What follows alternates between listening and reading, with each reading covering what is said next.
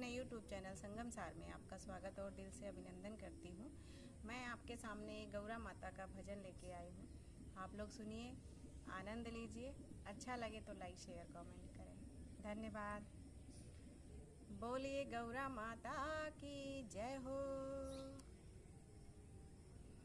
जैसन सुहाग बाबा गौरा के दिहला हो, जैसन सुहाग बाबा गौरा के दिहला हो, वैसे हमहू के दिहा बरदान हो बाबा, हमहू के दिहा बरदान हो बाबा। जैसन तपस्या गौरा दिन रात कैली हो, जैसन तपस्या गौरा दिन रात कैली हो, वैसे हमहू करब हो ए बाबा, वैसे करब दिन रात हो बाबा। जैसन सुहाग बाबा गौरा के दिहला हो, जैसन सुहाग बाबा गौरा के दिहला हो, हमहू के दिहा बरदान हो बाबा, हमहू के दिहा बरदान हो बाबा।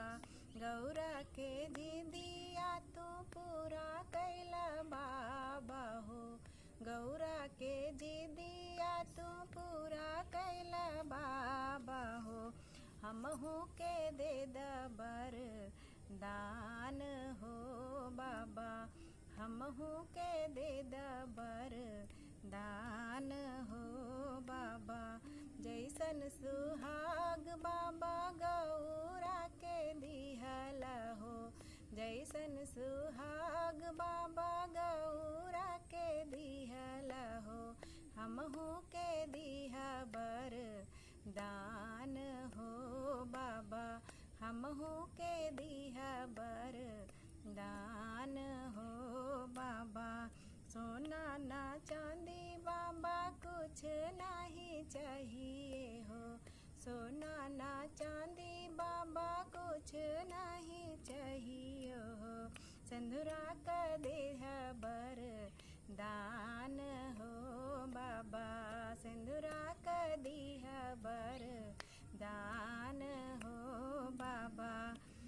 जैसन सुहाग बाबा गौरा के दिहला हो, जैसन सुहाग बाबा गौरा के दिहला हो, हमहू के दिहा बरदान हो बाबा, हमहू के दिहा बरदान।